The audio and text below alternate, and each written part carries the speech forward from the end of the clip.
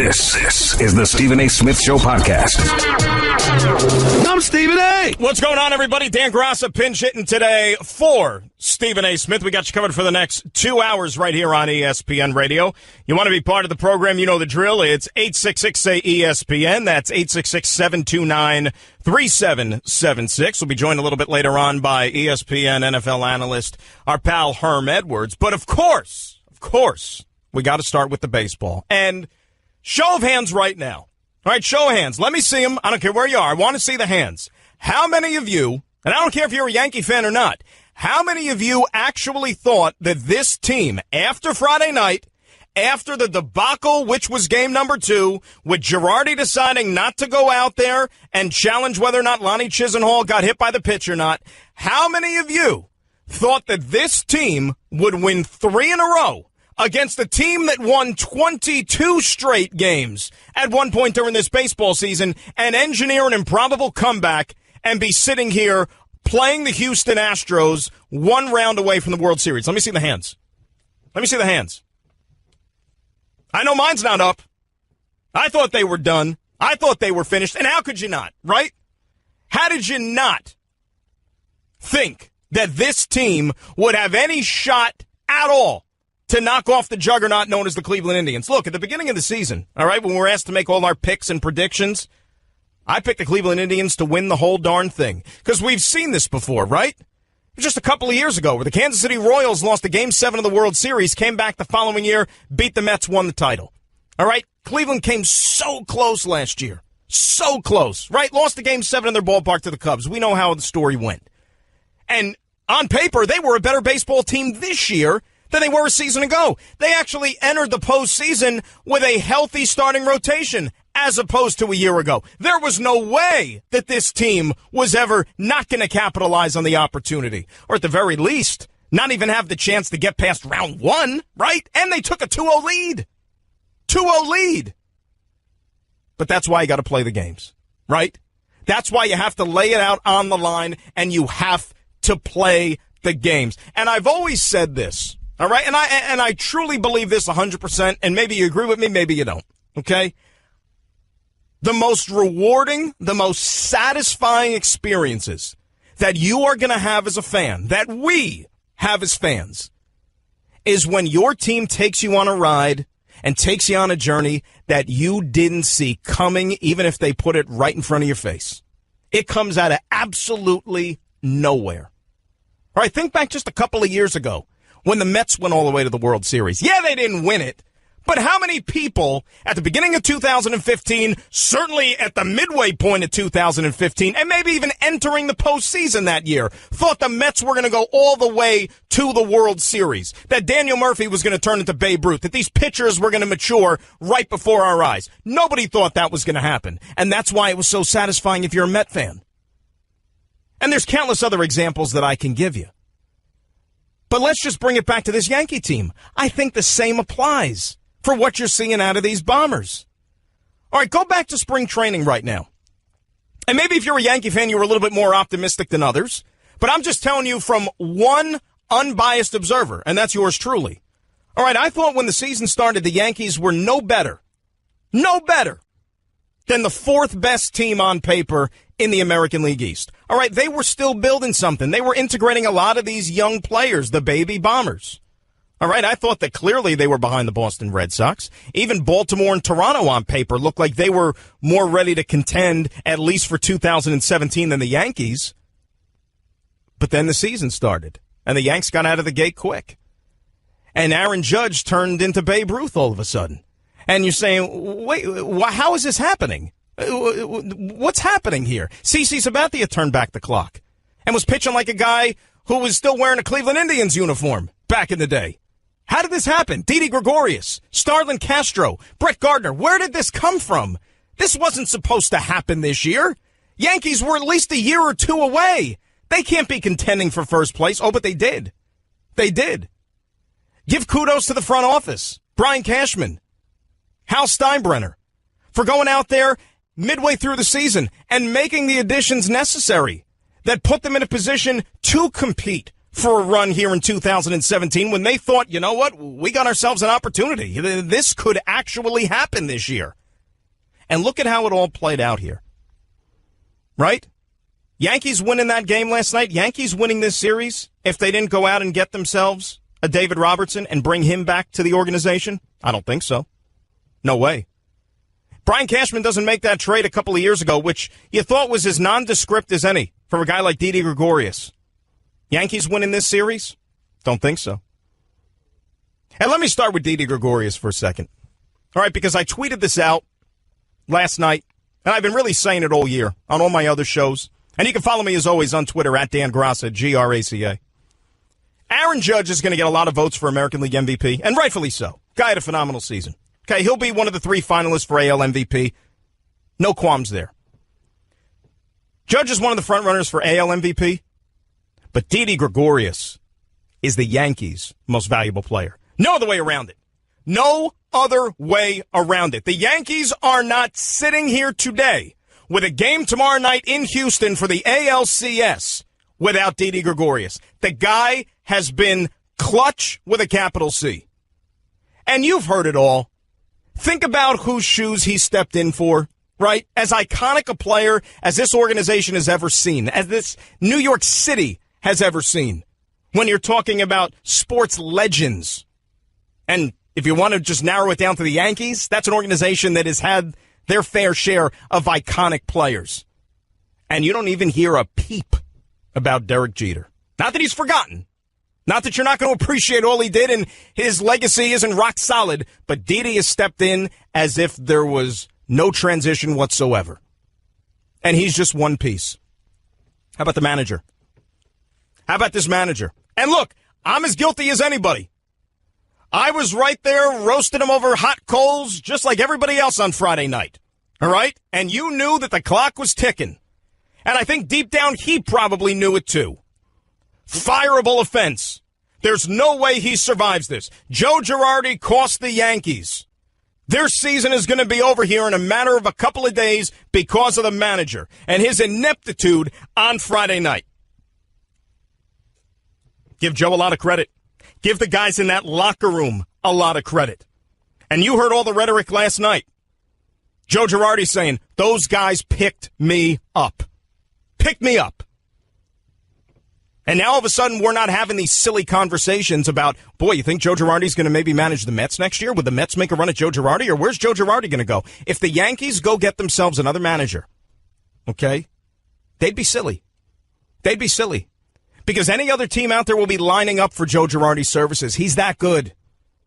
He's that good of a manager. Sometimes you don't press all the right buttons. You know, it was a week ago in the wild card game against Minnesota when Joe decided, you know what, Luis Severino, who's been my ace all year and who only was able to get one lousy stinking out, he went out there, got him out of the game, and rolled the dice perfectly, getting 26 outs with his bullpen. He looked like a genius. You know what? He had a bad night Friday. It happens. As he told you, and he said it many, many, many times. Worst night he's ever had in the dugout. As a player, as a manager, as a coach, whatever. And he bared the responsibility. But now that's all forgotten. It's all forgotten. Because the Yanks came back and did what many thought was impossible. Winning 3 straight against the Cleveland Indians. And some will say that's the great thing about playoff baseball. And I think if you're on the other side of the fence right now, you probably say that that's the unfortunate thing. Because there is no greater disparity in any sport, team sport, than baseball when you're talking about the regular season versus the playoff sample size. I know in the National Football League, playoffs are one game, right? You don't have to be the better team. You just got to be the better team that day. It's one game versus 16 you play during the regular season, right? But in baseball, you play 162 games. Think about that for a second. Everybody tells you the baseball season's too long. 162 games. Cleveland was awesome during the baseball season. For my money, the best team in the sport during the regular season. They were scary good. And it was just a month ago, right? They set a record by winning 22 consecutive games. 22 in a row. Fast forward a month later, they lose 3 in a row. And their season's over. Like that. Like that. You're a Yankee fan, you got to enjoy this. This is special. And there were so many twists and turns, not just with this game last night, but with the entire series. But we'll get into what happened last night.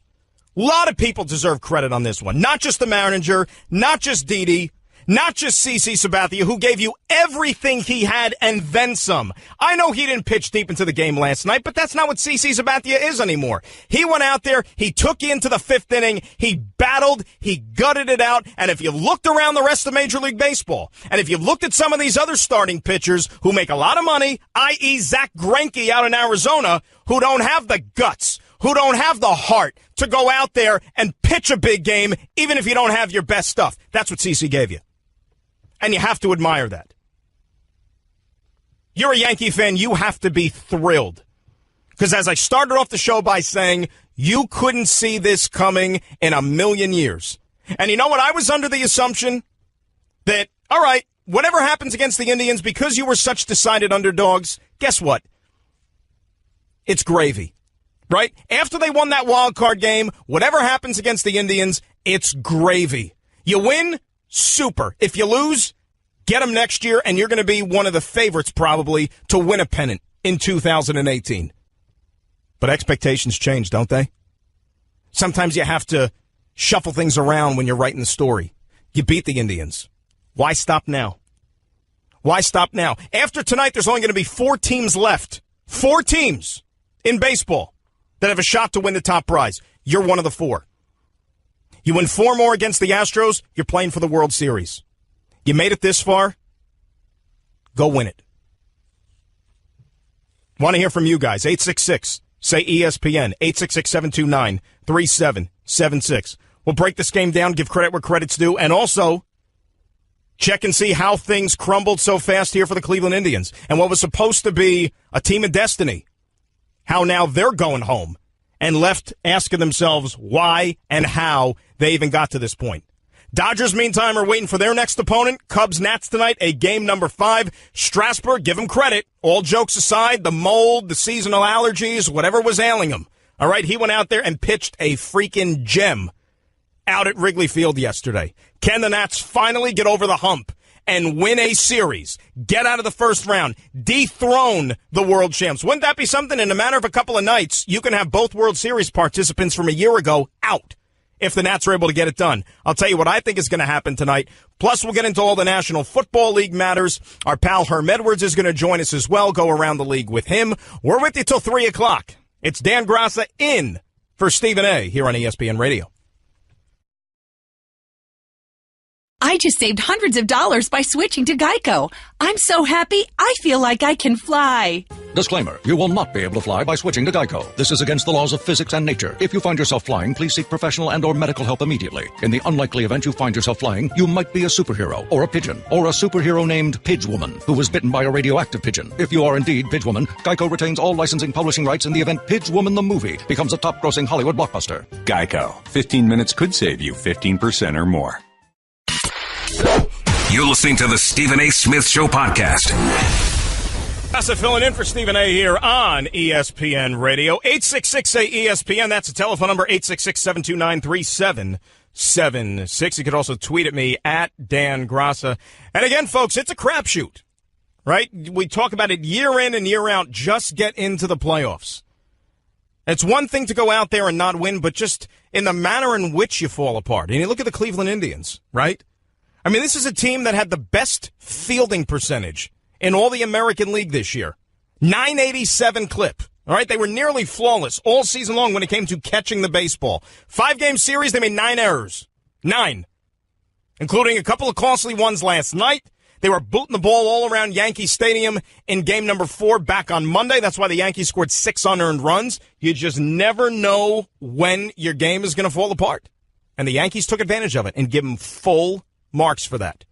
All right, let's see what you guys think here. 866-ESPN telephone number. We'll start it off with Joey in L.A. Joe, you're batting leadoff here on ESPN Radio. Morning, Dan. Joey from L.A. How is everything going? Joe, things are great, buddy. Talk to me. What's on your mind?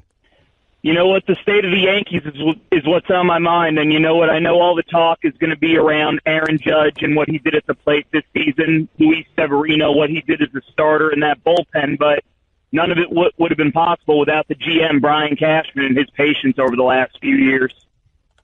No, none whatsoever. And as we said, are the Yankees still playing baseball right now if Cashman does not go out there and make the trade to bring in the additional arms in the bullpen? And I know that Jaime Garcia and Sonny Gray didn't necessarily factor in too much into this series per se, but with all the moves that Todd Frazier, those moves, if they are not made, the Yankees are not still playing baseball. That's a fact. Oh, I agree with you 100% on that, Dan. And, and I feel like Todd Frazier, until this series, kind of got lost in those acquisitions. And he may not have put up the biggest numbers, but you can make an argument that right now he is the best number 9 hitter in baseball. He's a good clubhouse guy. The whole thumbs down thing started with him. And these guys, they're just having fun. They got nothing to lose. No, they have nothing to lose, but you know what? You want to win, Joe. You want to win. Damn you right. made it this far. You want to go beat the Houston Astros, and why not? And look, Houston's a really, really good team. I don't know how many of you watch the Astros on a night-in, night-out basis or follow the rest of the league. Hey, Cleveland was really, really good. The Astros are really, really good. In my opinion, they were 1-1A in the American League this year, maybe even in all of baseball. And I thought that we were headed towards an Astros-Indians ALCS, and to me, that was almost for all the marbles. I was treating that like the World Series because I thought whoever emerged from that would be a favorite, even over the Dodgers, in the Fall Classic. We're not going to get it, though, but the Yankees have put themselves in a position to at least have a shot.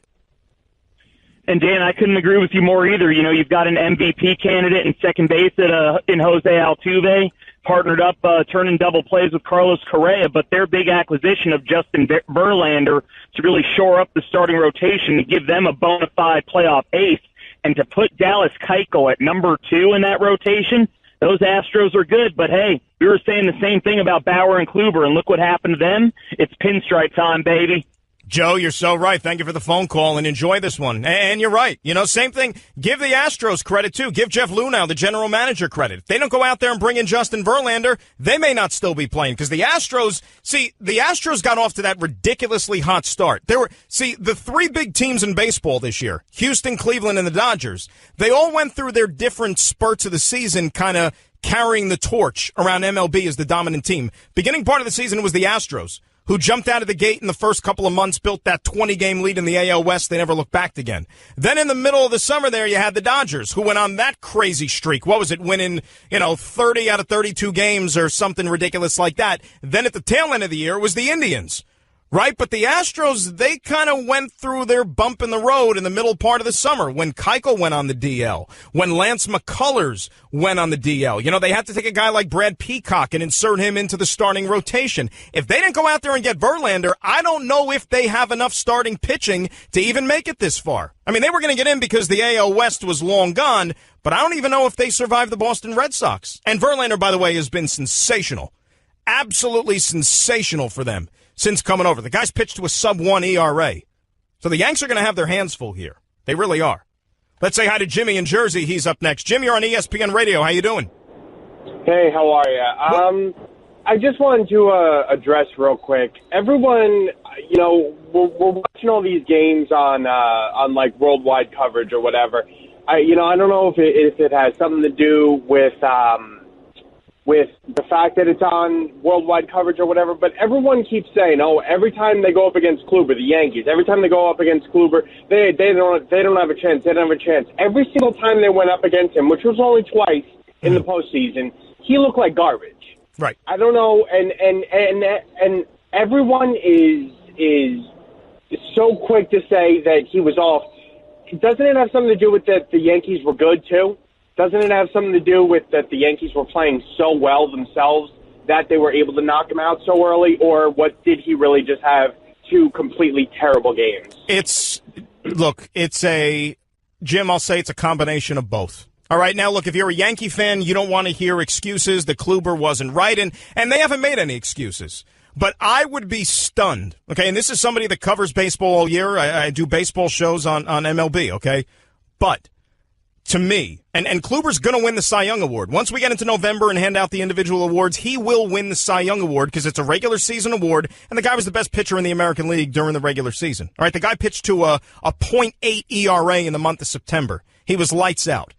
I believe that there was something physically wrong with him. And I know that Terry Francona, and remember, Terry got a lot of heat at the beginning of this series when he decided to go Bauer game 1 and Kluber game 2. And you say, oh, yeah, well, it gives him that extra rest and it lines him up for a game 5 potentially.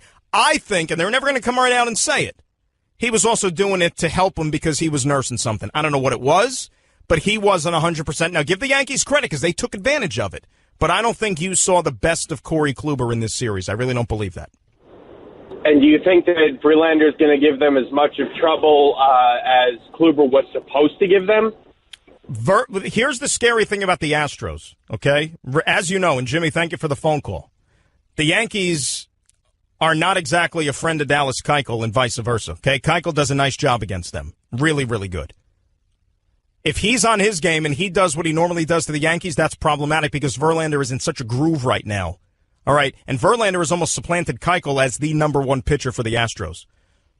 But Keuchel's going to get to start game 1 because Verlander, remember, had to come out of the bullpen on Monday in relief. So you'll get him on game 2 Saturday. Yanks are going to have their hands full. But you know what? No starting rotation in baseball was better this year than the Cleveland Indians. And you saw what the Yankees did to them. And they were healthy, at least as far as we're led to believe. Right? They had 3 guys who won 18 games. No other team in baseball could make that claim. Yanks beat them. So you don't have to face Justin Verlander every game. You don't have to face Dallas Keuchel every game. Go get that split first. Hey, my advice, don't dig yourself an 0-2 hole and play with fire like you did against the Indians. You're not going to be able to engineer these crazy comebacks every time. Go get a split down there in Houston. Not impossible. But also, they didn't factor into the game last night. Let's also give credit where credit is due. Yankees still aren't playing if Masahiro Tanaka doesn't give you a gem in game 3, right? Yankees are not playing if Luis Severino doesn't bounce back the way he did in game number 4. Remember all the question marks before game 4, right? What's Severino going to give you? He was in the wild card game. He only got 1 out. Maybe the postseason is just too big a stage for him. He silenced all the doubters. But they got to go out there and pitch. It's no secret. Pitching wins this time of year. It really, really does. Pitching wins. Those guys got to go out there and hold up their end. I got some issues with the lineup, too, if you can nitpick about certain things. And I'm going to do that because, hey, we got time to kill, right? We're here, you and I. We're having a conversation. I got my issues with the manager and the way he's making out the lineup card, in particular with one thing. And I've been screaming about it all week, and I guess he hasn't heard me because he hasn't made the changes yet either. 866-SAY-ESPN, 866-729-3776. Continuing Yankee talk, it's Dan Grass in for Stephen A. on ESPN Radio. Guess what? You're in the middle of the Stephen A. Smith Show podcast. Damn it, I mean it! Grass in for Stephen A. right here on ESPN Radio. 866-SAY-ESPN's the telephone number, 866-729-3776. How do they start those 30 for 30 shows, or what are they in the promos? What do they say? They say, what if I told you? Well, what if I told you that in the series against the Cleveland Indians, Aaron Judge would set a postseason record and strike out 16 times and have 3 games with 4 strikeouts? Do you think the Yankees would win? Probably not. Probably not. That's why you got to play the games, as they say. Now, my one nitpick, though, and I alluded to this earlier, with Joe Girardi in the lineup.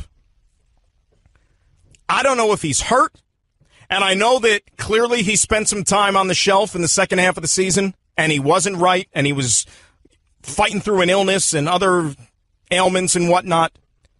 But somebody's got to explain to me, all right, Joe Girardi himself or somebody, if Matt Holliday is on this roster, and he was in the ALDS, I don't know what he's going to be in the ALCS, why did you not at least give him an opportunity to be the designated hitter in one of these games? I don't get it. How many more times do we have to watch Jacoby Ellsbury go up there, and the only thing he was making contact with was the catcher's mitt, right? Same thing with Chase Headley. Combined, they were 0 for the series. 0 for the series. Why is Matt Holliday not getting a look? Now, it didn't come back to bite him. They won. They're moving on. I get it. But if he's on the roster, what is he doing taking up a spot on the bench? At least put it to use with somebody who maybe has a threat of getting into the game. That would be nice, wouldn't it? Now, I don't know if Holliday's going to be on the roster for the ALCS. Remains to be seen. But if not, why don't you put Clint Frazier on the roster if he's healthy enough? Let him be the designated hitter. How many times do we have to see these two guys go out there and just stink up the joint? Don't you want some productivity? Otherwise, you might as well just bend down and give up the at-bat. Right? Pass it off. Like, nah, we're not even going to bother. Let the next guy go. We'll just chalk it up to an automatic out, because basically that's what it is. Let's go to Chris in Long Island. Chris, you're on ESPN Radio. How are you? Hey, Dan. How you doing? What's up, Chris? Not too much. I got 2 points I want to make, if that's cool with you. Yeah, go for it. All right, so I'm a Mets fan, lifelong Mets fan, diehard. And I got to say, the first thing, this Yankee team is a really easy team to root for. And they're doing everything that I wish the Mets hitters would do. I mean, they come back, clutch down 0-2. It's pretty unbelievable to see. And, you know, we hold on to everything as Mets fans. We never forget a thing, you know. So all of a sudden seeing these young Yankees making this happen, I can't really hate. There's nothing to hate on this team right now as a Mets fan. So that's the first point I want to make. And let me say this. It's funny you bring that up, Chris, because I got a text message last night from somebody after the game when Cleveland lost, and they said, a Met fan, and they said, well, maybe this increases our chances of getting Jay Bruce back. The same thing I thought. Exactly. If he won a World Series with them, he would never leave that team. I wouldn't. I don't know. It's all going to come down to the color green. You know that, Chris.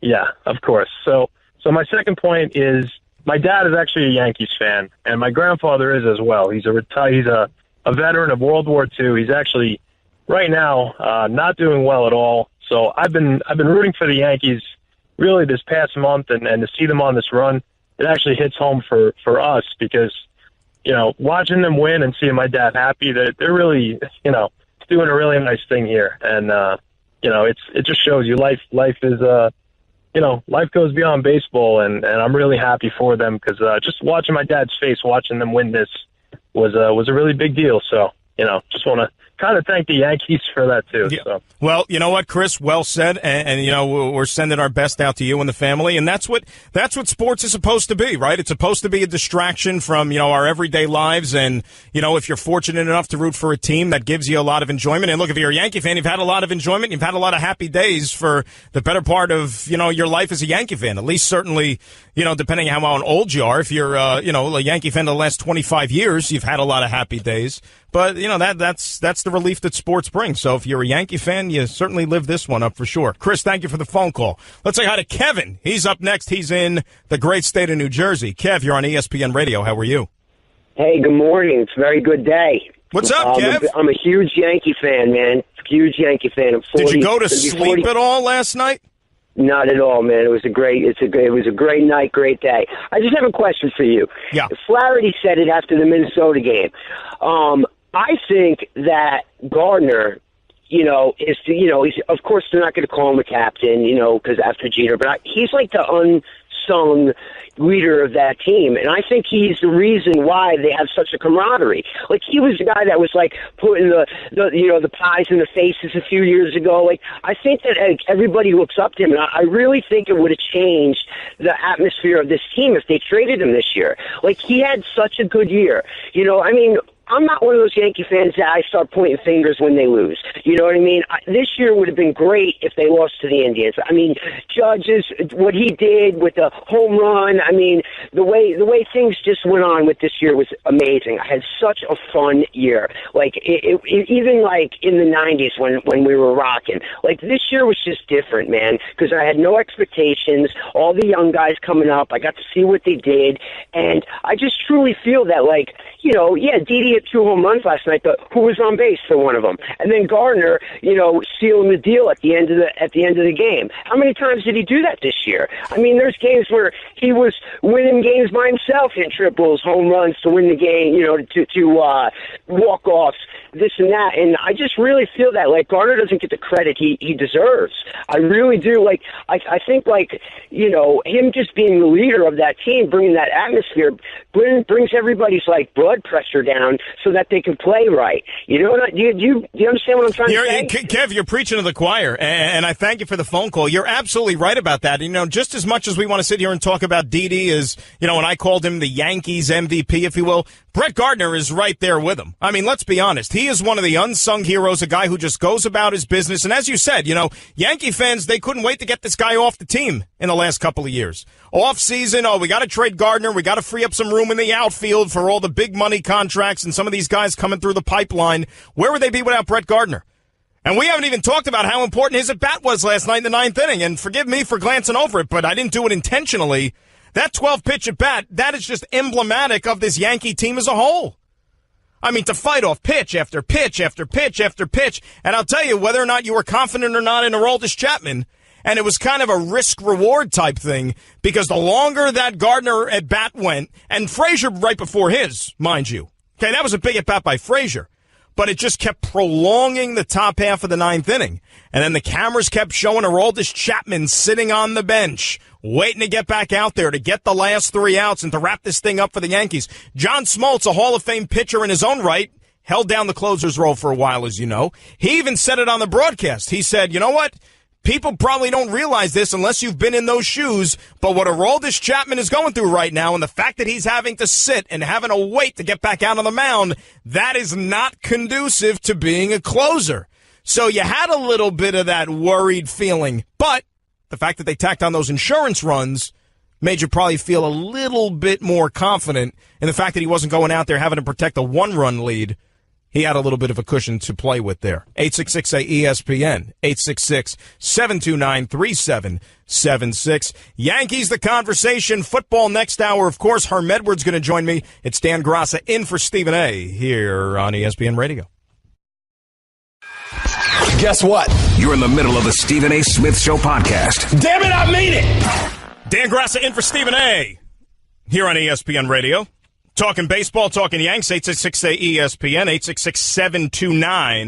866-729-3776, telephone number you want to be part of the program. Remember, we do have a game number 5 tonight out in the nation's capital with the Cubs and the Nats. Give Washington a ton of credit. Give Steven Strasburg a ton of credit for the game that he pitched yesterday, the gem, whether he was sick, whether he wasn't sick, whether he was supposed to pitch, whether it was on him, whether it was the organization, whether it was peer pressure, whatever it was. You know what? He took the baseball, and you don't have to question Steven Strasburg anymore because the Nationals wouldn't have a season if not for him and the way he performed yesterday at Wrigley Field. And I just have a feeling. See, normally, all right, they're coming home tonight. They have all the momentum.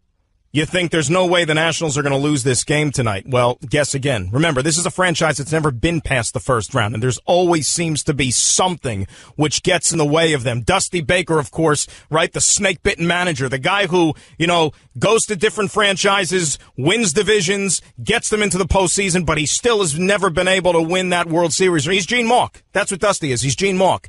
Okay, so all those things adding up, and you wonder, will the Nats find a way tonight against a team that's the defending champs? I know they're not as good as they were last year. I know they're not as good, but they know what it takes to win these big games. And when have you ever said that about the Chicago Cubs before, right up until last season? But Kyle Hendricks tonight, who pitched really well in his first start in this series, up against the guy in Gio Gonzalez, who has the potential to spin a big game. I had a feeling back on Monday. I said, leave it to the Nats. It would be the complete Nats thing to do for them to win a game 4 on the road and then to go back home and lose a game number 5 in front of their fans. That's why I think the Cubbies win tonight. I think the Cubbies are going to find a way to set up a Cubs-Dodgers rematch in the NLCS. And if you're a Dodger fan, I think that plays well into your hands. We'll get into that a little bit later on. Continue the Yankee talk, though. Luke in New York is up next here on ESPN Radio. What's up, Luke? Dan, great show, man. What's up, Luke? Hey, what do you think about the Yankees lineup? You think they're maximizing it? I think you hit the nail on the head with the DH. They really got no productivity out of them in that series. Well, again, it's tough to nitpick. Like, I've been getting tweets from folks and, saying we got to get Judge going in the next round or else we don't stand a shot. And that's all well and good. But it's tough to sit here again and really find fault with anything because they still found a way to win. They still produced enough timely hits, right, when it mattered the most. Now, one thing you want to do is you want to cut down on the strikeouts because even if you don't have that's why a team like you saw the Kansas City Royals, right, when they went to the World Series 2 years in a row, they didn't have a lot of big boppers in their lineup. They weren't a home run heavy team. But what they did is they worked the count. They gave you a lot of good professional at-bats, and most importantly, they didn't strike out. And And I know nowadays things are so screwy in baseball that they actually value strikeouts from an offensive standpoint. But, I mean, it's kind of ridiculous. I would look to address the DH position, though, as I alluded to a little bit earlier, because you're literally getting zero production from that one spot. And you've tried two different guys. Why not inject somebody else? This is win or go home time for you. Where's Matt Holliday in the picture? Where you asked me. I'd love to know. I wish we could get Joe Girardi on the phone. I know he's busy, and I know he's preoccupied, but if you're not going to have Matt Holliday, I want to see what he does with the roster here for the LCS. If not Holliday, let me see Clint Frazier. What's Clint Frazier up to? Put him up there. I don't care that he's a rookie. Give him a shot. Are you keeping Sanchez and Judge in the top four of the lineup? Look. I know that Judge hit in the 2-hole for most of the season, and he did a lot of damage. I like Didi hitting third. I like where Didi's at right now. But a lot of it is also, if you want to talk about lengthening this lineup, a lot of it is going to depend on Greg Bird as well. Now, Greg Bird, of course, got a hold of one on Sunday night and had the big hit that really made all the difference in that game. But I need to see a little bit more from him, because if you're going to stick him in that 5-hole and have him be the protection, if you will, for somebody like Gary Sanchez, if both of those guys are struggling, it really does not benefit either one of those two guys. Are you giving Bird a shot in the top 4 spots of the lineup? No, I'd leave him where he is, and if I would do anything with Bird, I would think to drop him down a peg. But as I said, I kind of like when you have Castro and Hicks hitting 6th and 7th, it lengthens the lineup out a little bit because you're getting nothing from your designated hitters. I need some protection down there at the bottom of that lineup. You can't just roll it over and be a top-heavy lineup, or else you're not going to get very far. So what were they doing last night if Chapman struggled in the 9th? If Chapman struggles in the 9th and you're playing and you're going extra innings, you mean? If Cleveland comes back and ties the game? They get a couple runners on against him, and it gets dicey. Oh, it would have been sink or swim time, Luke, and thank you for the phone call. I mean, Girardi made his bed with Chapman. As soon as he went to him for the 8th inning and said, here you go, get me the final 6 outs, we're paying you $86 million or whatever it is, it was going to be his game. We'll switch gears, talk a little NFL with Herm Edwards. Coming up, it's Dan Graca in for Stephen A. on ESPN Radio. That's just a sample of what you'll hear on the Stephen A. Smith Show. Weekdays at 1 p.m. Eastern on Sirius XM Channel 80 and the ESPN app. Hey girl, have you done something new with your scales? Using new moisturizer? Nice. It really brings out the hazel in your eyes. Oh, hold on. Are you using whitening strips too? Your fangs look good, girl. Really good. A really charming snake charmer? Surprising. What's not surprising? How much you could save by switching to Geico. Wait, what? Have you been doing Pilates too? Geico. 15 minutes could save you 15% or more. I'm Jody Avirgan. Have you heard of Blue Apron? Well, now you have. Blue Apron's mission is to make incredible home cooking accessible to everyone. The country's #1 fresh ingredient and recipe service, fresh, high-quality ingredients make the difference, so it's important to know where your food comes from. Plus, it's affordable, easy, and full of surprises. Check out this week's menu and get your first 3 meals for free with free shipping. You will love how good it tastes and feels to create home-cooked meals with Blue Apron, so don't wait. Go to blueapron.com/30 for 30. This is the Stephen A. Smith Show podcast. I'm Stephen A. Welcome back. Dan Graca filling in for Stephen A. here on ESPN Radio. Week 6, if you can actually believe it, begins tonight in the National Football League. The Eagles head down to Carolina to take on the Panthers. We'll get into that and a whole lot more with our next guest. He, of course, NFL insider for us here at ESPN. It is the great Herm Edwards. Herm, Dan Graca, good to talk to you. You feel the football excitement already? Well, you do, and I think now that a month has passed us by during the season, you're starting to figure out that this league is pretty comparable. There's no team that you can say right now is running away with whatever division they're in, and the fact that it's been pretty competitive now. Some people will say, well, it's been bad football. I don't know that so much. I think it's been football early. I've always said this, the first 4 games of the season, they're like preseason games anymore, except they count. And the fact that the varsity players play now. They haven't played a whole lot in the preseason, so you kind of find out who you are early in the first 4 games of the season, and then from there you got to adjust and start playing games. Very true indeed. Let's start, though, with the Giants. And, I mean, to say that they're a disaster on multiple levels, I think would be putting it mildly right now. And, I mean, to implode in 5 weeks, as drastic as it's been, I don't think something like that happens overnight. Where do you think the problems for what has befallen the Giants can be traced back to? Well, obviously, just in free agency alone, they made a lot of choices as far as going in the defensive side of the football. Brought in a lot of good players, paid a lot of money on that side of the ball. This year, they went into the mindset of that we want to upgrade our receivers, obviously bring in Brandon Marshall, draft a young tight end, had Shepard that was there the previous year. Beckham, we know all the guys, the coach of players, didn't do a lot at the running back position, didn't do a lot at the offensive line position. And with that being said, they were a team that just figures, you know what, we got a quarterback here, a veteran guy, we're going to throw it, get it out of our hand, we're going to attempt about 40 passes a game, and we're going to be good because we got a good defense, and this is what we know. Didn't work out so good thus far. And you would look at their season, the last 3 games especially have been lost by 5 points, 2 points, 3 points. I mean, if they win those games and they're sitting there at 3-2 and no one's saying a whole lot, but now they're 0-5, struggling, lost a lot of the players on offense, especially at the wide receiver position. Now, where do they go from here? Because they don't have a running game per se. Their defense, which was very good last year, is not the same defense. It's just not. When you look at the numbers, it's not even comparable. I mean, they're 26th in total defense, 29th against the run. Those are not good numbers. They're a team that in the first half is outscored 66-26. So they're in a catch-up mode after halftime and doesn't bode well for them.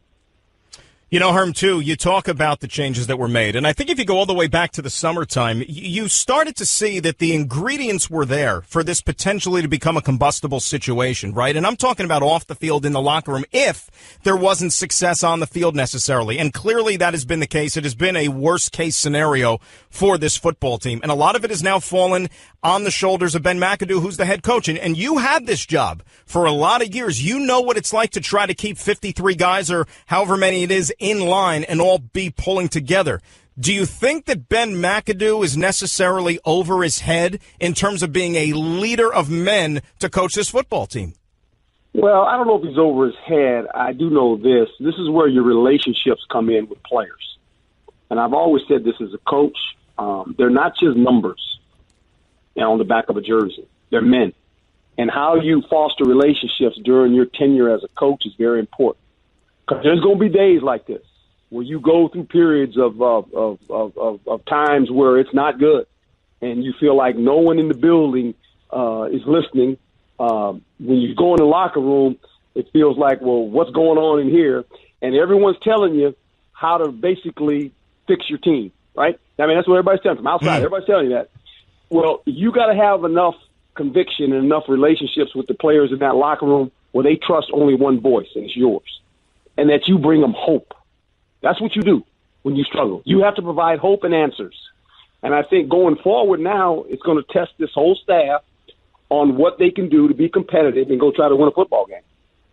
For all intents and purposes, this season probably can't be salvaged where they are right now. And then you throw in the fact that the injuries and losing such key members of their roster, there's no way they can get back into contention here. So there's going to have to be some changes made. Do you feel that this team, once the offseason arrives, needs to make a clean break? And when I say a clean break, I'm not just talking about the coaching staff, the front office. How about even at quarterback, where Eli Manning, not getting any younger, of course, do major changes have to be in store for this Giants team?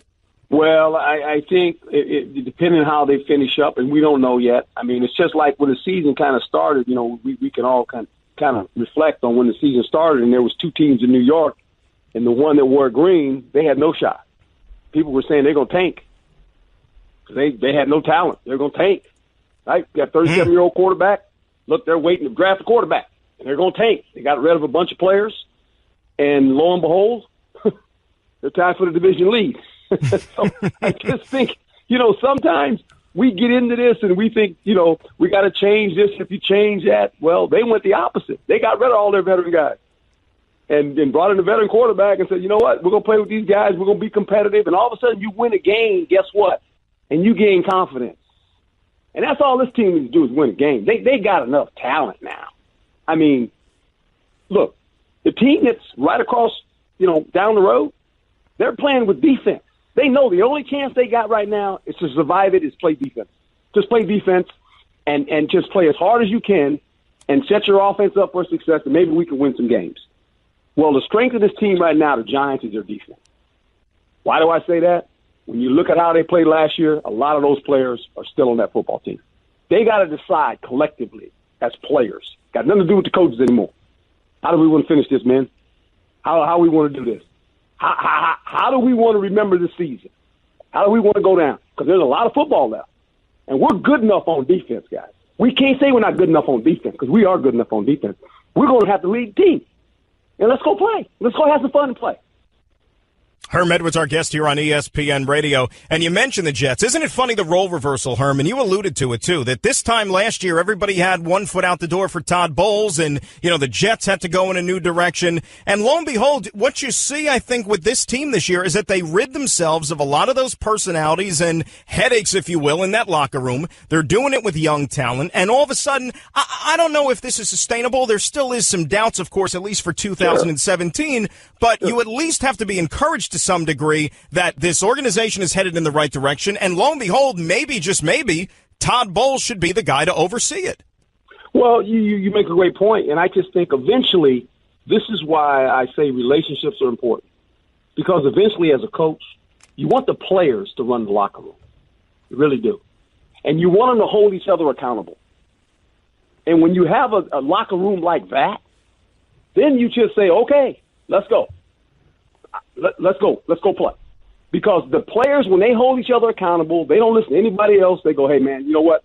We're going to get this done. I don't know how it's going to finish, boys, but we're going to make sure when we turn the tape on, we watch each other play. We know we're playing for each other. And whatever the score is going to be. But we can't do the other thing and go the other way. We're accountable to each other. And these Giants can still do that. I mean, there's a lot of football left. I mean, we don't know what's going to happen. I mean, we think we know. I mean, 4 weeks from now, in the third quarter of the season, we'll look at some of these teams that are sitting here at 3-2, some at 4-1 maybe, and we'll go, what happened to those guys? And we'll see a team that's 2-2, kind of sitting on the brink going, how do they win these games? And all of a sudden they're leading their division.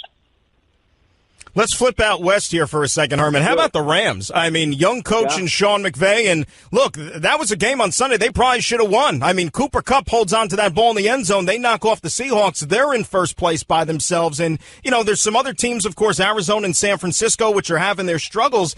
Somehow, some way, chalk it up to just the parity of the NFL. But the Rams, as we speak, have a shot probably to win this NFC West, don't you think? They do. I did their first game on ESPN Radio. And watched them play. And I said after the first week, I chuckled. I said, well, okay, guess what? And I said, who would ever thunk this, that after the first week of play in the NFC West, the Rams are in first place? That was a chuckle. Like, okay, the Rams are in first place. Well, guess what? Until last week, I said, guess who's still in first place? It's the Rams. and they're playing pretty good. They really are. They've got a nice offense defensively. They got some stars over there. They're in a division now that Seattle, Seattle beat them. So now all of a sudden Seattle's kind of coming alive like they always do.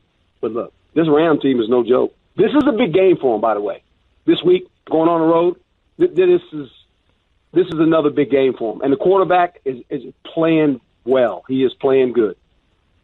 I think it's a big game for both teams, them and Jacksonville, right? I mean, it's kind of like both teams looking to take that next step, see if they're for real. I agree with you. That's really going to be one worth watching coming up on Sunday. What about the game tonight? Obviously, the quarterbacks are going to be front and center. You see the progression with Carson Wentz in year 2. And, Cam Newton, I thought, did a nice job at putting aside all the distractions from the previous week and going out there and playing a good road football game and getting a win in Detroit.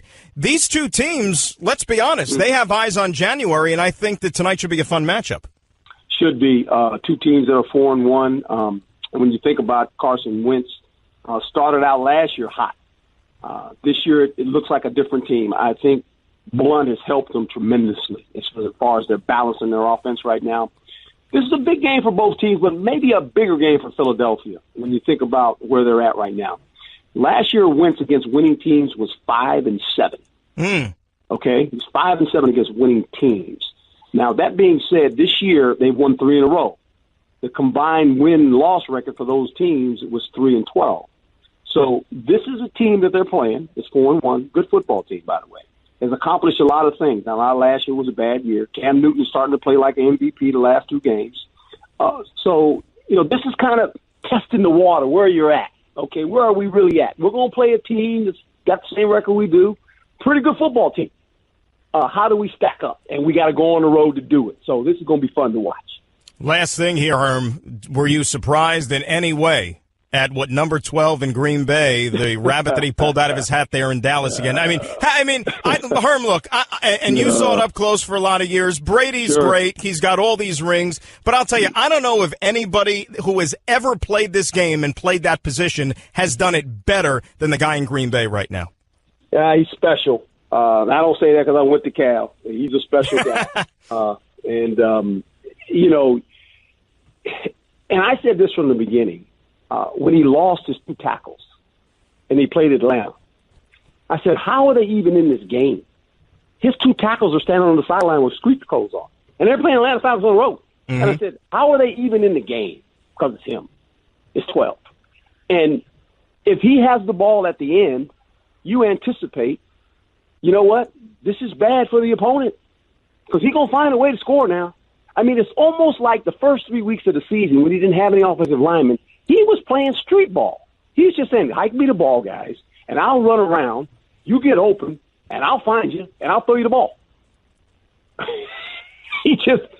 And when we watched the Dallas game, as soon as they scored, I'm sitting there going, this ain't good, boys, because you know what's going to happen. You know what's going to happen, and we all waited there and saying it's going to happen, but going, no, it really can't happen again, can it? Yeah, it happened again. It's amazing, and he always gives you a fighting chance, that's for sure. Herm, appreciate a couple of minutes, as always. Enjoy the game tonight. Enjoy it this weekend. We'll be watching. Thank you, my friend. All right, Herm Edwards, NFL analyst here for ESPN. We'll get more into the National Football League, too, when we return. 866-ESPN is the telephone number. It's Dan Graca in for Stephen A. on ESPN Radio. I just saved hundreds of dollars by switching to Geico. I've never felt more alive. Disclaimer. Geico cannot guarantee you will feel more alive. You either possess functioning respiratory and circulatory systems, or you do not, or you are a zombie. If you are indeed a brain-starved zombie and you would like to save money on car insurance, the Geico legal team applauds your excellent life choices, even in your shambling afterlife. But we strongly encourage you to visit geico.com or download the Geico app. Please stay a minimum of 500 feet away from our large and presumably delicious, delicious brains. Geico. 15 minutes could save you 15% or more. You're listening to the Stephen A. Smith Show podcast. Dan Graca holding it down for Stephen A. here on ESPN Radio. We'll take you till the top of the hour at 866-ESPN, 867-299-3776. Our thanks to Herm Edwards for joining us. And it's funny, when you look at the National Football League right now, and we'll segue into that for a little bit. When the schedule came out, and if you looked at just the Week 6 matchups that we have this weekend, if I would have told you that instead of Giants-Broncos, which is the Sunday night game this weekend, boy, the NBC folks are probably loving that one.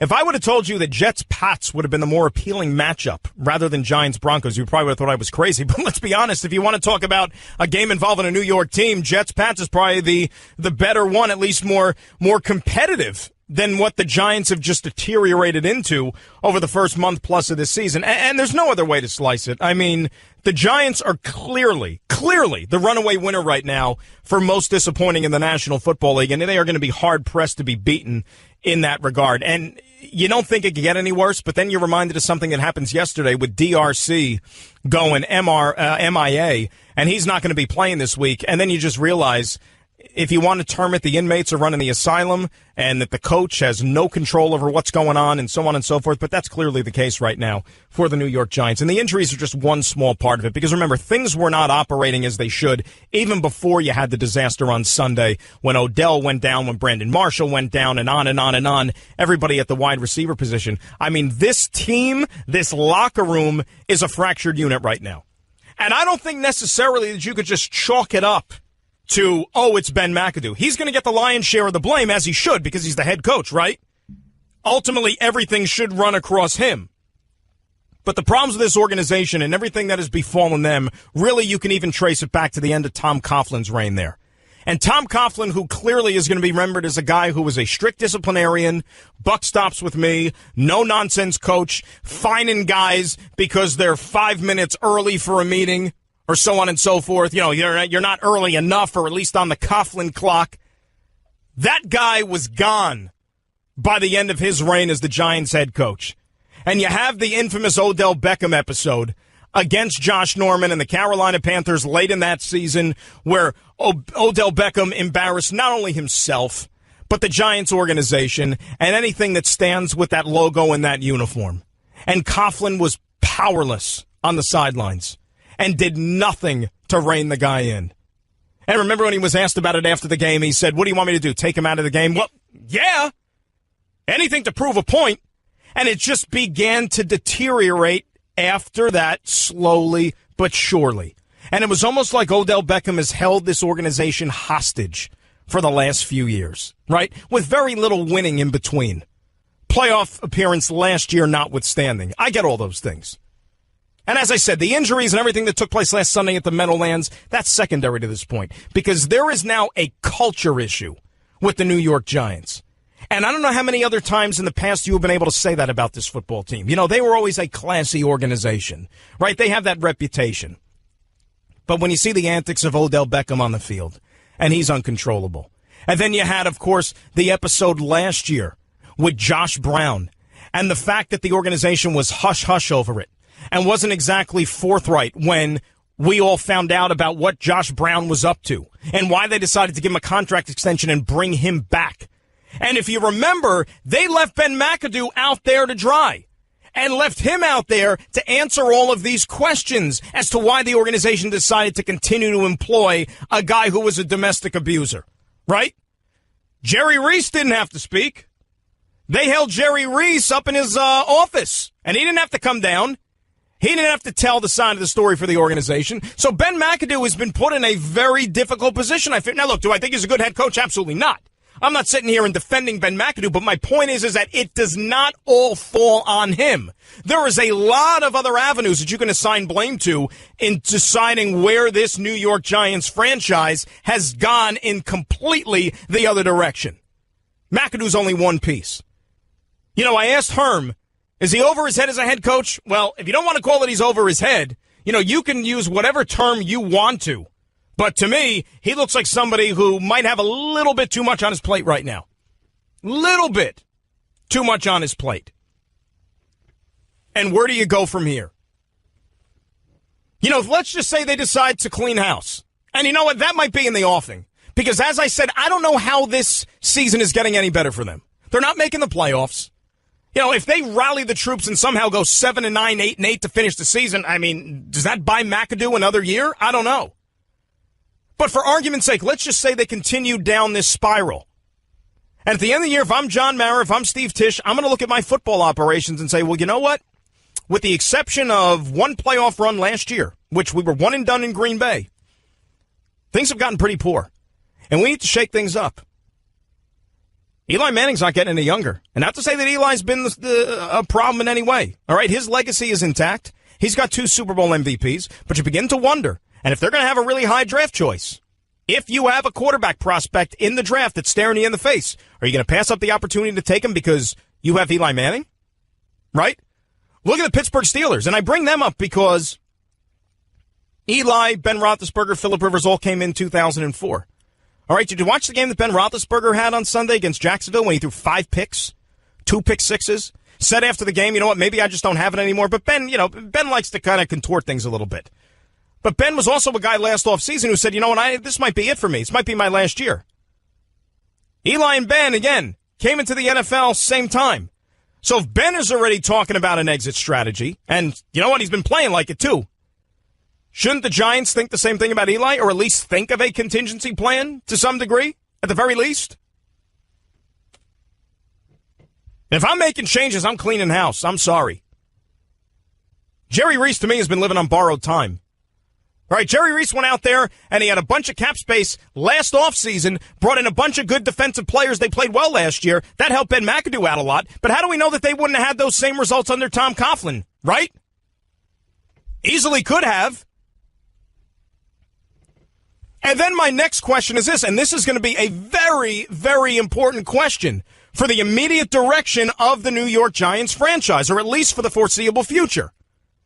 Whatever head coach they want to bring in, I don't care who you are. A guy that they want to maybe give his first opportunity to be a head coach, some hotshot coordinator someplace, or maybe they pluck somebody from the college ranks. I don't know. Or maybe they take a recycled coach or a guy who's been on the sidelines for a while and wants to get back in the game. I'm just throwing out names. You know, a John Gruden type, a Bill Cowher, guys like that, even though I don't think that they're going to get back on the sidelines. But whatever head coach decides to take this job, if indeed it becomes open, are they going to have to be saddled with an Odell Beckham? Are they going to have to put up with Odell Beckham's garbage on the field, off the field? Or are they going to allow this head coach to go out there and be a disciplinarian and call the shots and make tough decisions and to get these guys in line and to rein in a locker room which has completely gone chaotic? And the ingredients were there. You bring in some of these veteran personalities, Brandon Marshall being one of them. Not that he is necessarily somebody you point the finger at as why this has all gone downhill, but you had personalities in this locker room that if it started to go bad early on in the season, it could really blow up in their face. And that's exactly what's happened. Look at what happened to the Jets last year. All the locker room squabbles contributed to them losing on the football field. And I don't know if the Jets necessarily have improved their personnel, but you know what they did? They improved their locker room. They improved their locker room, and all the antics and all the garbage and all the chaos that was in Florham Park last year is now in East Rutherford with the New York Giants. 866, say ESPN, 866-729-3776. Dan Graca in for Stephen A. till the top of the hour on ESPN Radio. Guess what? You're in the middle of the Stephen A. Smith Show podcast. Damn it, I mean it!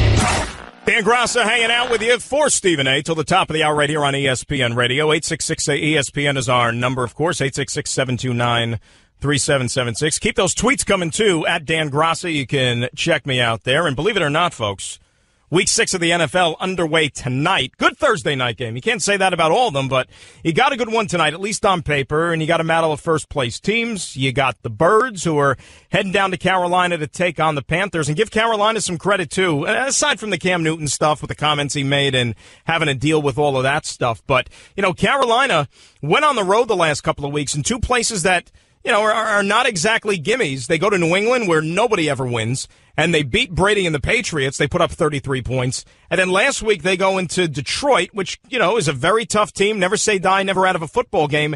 And they find a way to eke out a field goal win there as well. So you got to like the way this Carolina team has responded, doing all this without Greg Olsen on offense, which, of course, Greg Olsen has become Cam Newton's security blanket and really, really such a big part of it. But it's almost like kind of the reinvention, if you will, of Cam Newton, because he had the shoulder surgery, and this is a guy who's taken a pounding, and we wondered, you know, was he going to reinvent himself as the way he plays the position? Was he going to maybe look to run less, you know, to be able to preserve his body? Because you get older. You know, Cam Newton's been in the league now since, 2011? You know, so this is year number 7 for him, and all the constant pounding that you take playing the quarterback position, and with all the referees into whether or not that they take care of him and protect him with late hits and flags and so on and so forth, it takes its toll. So if he wants to maximize his football life, you almost have to relegate yourself to being more of that pocket passer. They have the weapons.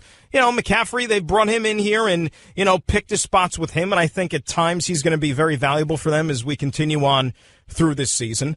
But if Carolina's going to want to do anything, it's on the strength of that defense. You know, that to me is what's really going to get them far this season. And the NFC South is going to come down to them and the Atlanta Falcons, even though Atlanta, I'll tell you, they're 3-1 right now, coming off of their bye week, and they get Miami coming in, who's a disaster of a football team. But if you look at the Atlanta Falcons right now, they can easily be 1-3 instead of 3-1. Okay, they were very fortunate to win Week 1 in Chicago, where they had to make a stand there on the final play of the game. The game they won in Detroit was by aid of a very, very questionable replay review there at the goal line in the final stages. And then, of course, they lose that game to the Buffalo Bills at home in their brand new stadium a couple of weeks back. So the Falcons really have not clicked on all cylinders, and it's those teams that, lose the Super Bowl, as they say. They come back the next year, and sometimes they struggle. They just can't get over that hump again. So a lot to play there for Carolina. And if you're Philadelphia, the way the NFC East has kind of played itself out here to start, Giants are a mess. Washington is what Washington is. Dallas has come back to the pack a little bit, and they're still working through several things. You got Jerry Jones interjecting himself into the locker room with all this anthem stuff and, maybe a little bit of infighting there. Golden opportunity for Philadelphia. And as Herm said when he was on with us, year 2 Carson Wentz, you're seeing that maturation. Remember, the front office went out there, and they got him some new toys that he could throw the football to. All right? So I expect this Philadelphia team to really be in it, and at this stage, would it be a shock to tell you that the Eagles are going to win the NFC East? They're the leaders in the clubhouse right now, but we still got a lot of football to be played. That's why tonight's going to be a really, really fun football game. On that note, let's go out to Cam right now, who's got some thoughts on tonight's football game. Cam, you're on ESPN Radio. What's going on? Oh, good. How are you? Good, Cam. What's up? I'm talking about tonight's game. I feel like everyone's talking about the Packers and the Falcons. Do you see the winner of this game being one of the two teams that will have a bye week come playoff time? It's too early to say. It's only week 6. A lot could happen. Remember, and it's cliche. And Cam, thanks for the phone call. The winner of this game, the only thing that they guarantee themselves is that they're going to be no worse than 5-11.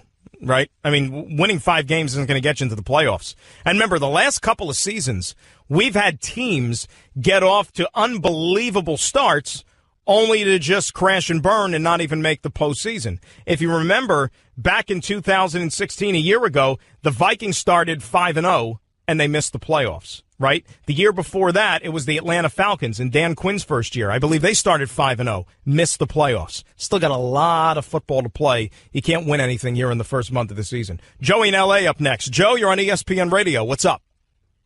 Hey, how you doing, Dan? Nice to speak to you again. What's up, Joe?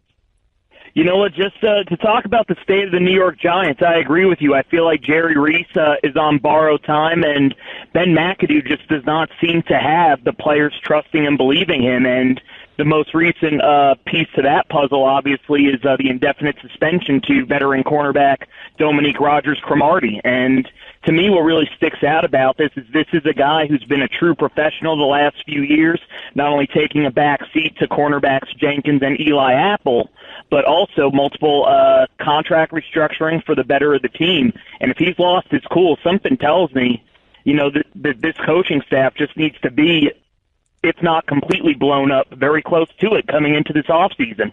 Well, Joey, think about this for a second, and I thank you for the phone call. Let's just think about, in essence, what went on here. You had a player, who didn't like the way things were going for him, walk off the field during a game. Walk off the field. When does that happen? Okay, it tells me that anybody with the audacity to make such a move, they don't fear any sort of repercussions that are going to come their way from either the coaching staff, the management, so on and so forth. So to me, that points to a systematic culture problem with the New York Giants. And we keep going back to the inmates running the asylum. Why is that? Is there any respect? Is there any discipline? Is there any repercussions that you have to adhere to if you're going to go out and not do your job and act like a professional? That's unheard of to me. Now, look, the Giants did the only thing that they could do by suspending him. You have to. But it's almost too little too late because it never should have got to that point.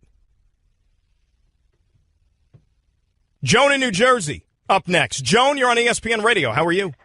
Good. How are you? Hey, Joan. What's going on? I just have 2 quick questions. What are your thoughts on all the injuries this early in the NFL? And then my second question is, how do you think the U.S. men's national team can turn around not qualifying for the World Cup? Does anybody have the... I'll tell you, if anybody knew the answer to the U.S. soccer question, they'd probably be a billionaire right now. I don't know if anybody has the answer to that one. Look, it's a simple answer, Joan, okay? And it's one... And look, soccer's near and dear to my heart. Okay, I grew up playing the game for a lot of years. I follow the sport. I like it. And all kidding aside... And I was even tweeting this out the other night when you had that disaster against Trinidad. The fact that the World Cup is going to come around again next summer, and it's one of the best sporting events in the world, the most popular sporting event in the world on a global scale. All right, the fact that you are going to have this tournament and not have the United States be part of it really, really hurts, in my opinion, at least closer to home here. And I know that, look, it's a global game, and there's still a lot of soccer fans who are going to watch. I'm going to watch anyway because you still have great teams and great stars around the world, but not having your home country in it is big.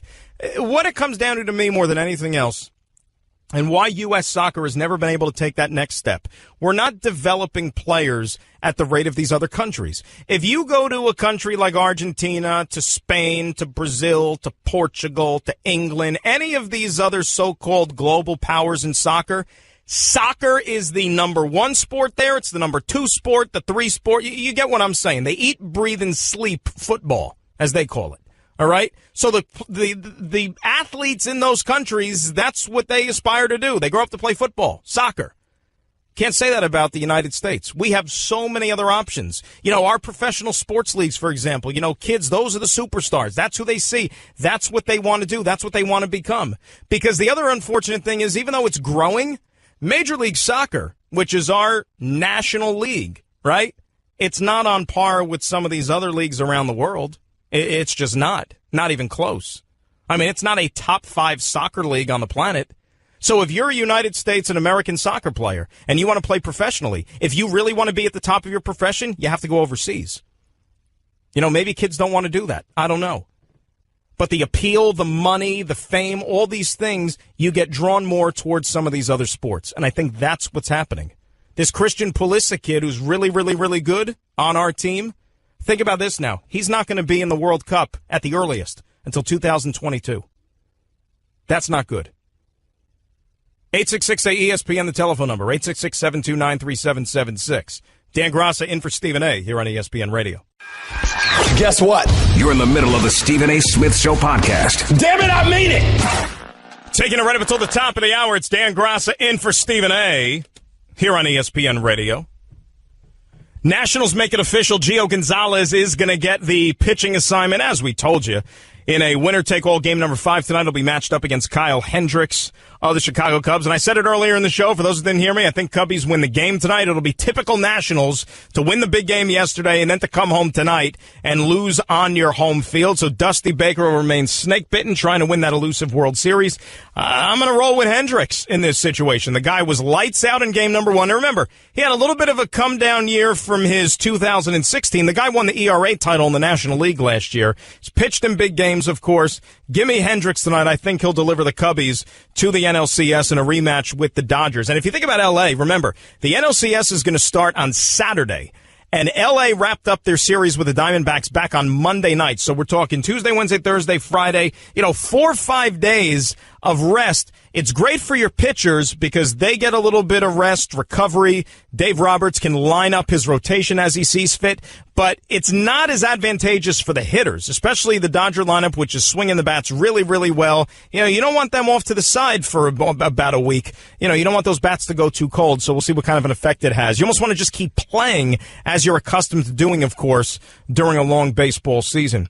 Let's say hi to Mike in L.A. Michael, you're on ESPN Radio. How are you? What's going on, man? How you doing? What's up, Mike? Talk to me. Have the Rams shown the first 5 weeks of the season that they're the best team in the NFC West? No, they're not. They haven't shown it exactly that they're the best team. I thought that they wasted a golden opportunity to maybe thump their chest a little bit louder if they would have beat the Seahawks on Sunday. That was a bad loss for me. I was there for that, man. That was heartbreaking. Yeah, that was a bad loss. It was a bad loss for them, let's be honest. And that was one of those test games. You have a lot of those games, especially for young teams throughout the course of the season. But the fact they ran out to a 10-0 lead, they were home. Seattle's a beatable team. Very beatable team, especially on the road. Rams really should have figured out a way to win that one. And, they had a shot down the end there when the ball just went off of Cooper Kupp's hands at the goal line. Should have reeled it in. But they've shown you some things. Now, 5 weeks does not make a season, but at least they're getting the max, I think, out of what Jared Goff's potential is, and they're headed in the right direction, at least when it comes to the number 1 pick. And when you think about it, man, they moved up and down the field on the Legion of Boom, man. They got the red zone 5 times. They just couldn't finish drives. So, yeah. if they put those drives together, that's a blowout. Yeah, but remember one other thing, though, Mike, and thanks for the phone call. You say the Legion of Boom. Seahawks aren't the same team anymore, at least defensively. You know, they're not back from when they were going to Super Bowls. They're not on that level. They're still good, but they're not on that level.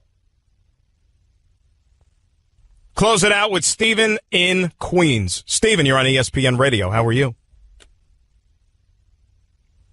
Steven, you there? Going once. Let's move on to Richard in Jersey. Richard, you're on ESPN Radio. Hi, how you doing? Good, Thanks Rich. for What's taking up? my call. Just to let you know, I was one of those person that was going nuts last year when the Yankees start like pretty much trading off, and I was like, this is not the Yankee way. If George was around, he wouldn't have done that, and I was upset. But I'm very excited. I'm very happy, and I'm eating a lot of crow right now, and I'm just very confident that they're going to take it all this year. Why not, And Rich? so- You go this far, you might as well win it. And I thank you for the phone call. You have to have total faith in your organization, your leadership, your manager, and even these young players. They really are taking Yankee fans for a ride. Thanks to Herm Edwards. Thanks to Nuno, to Kat, to John.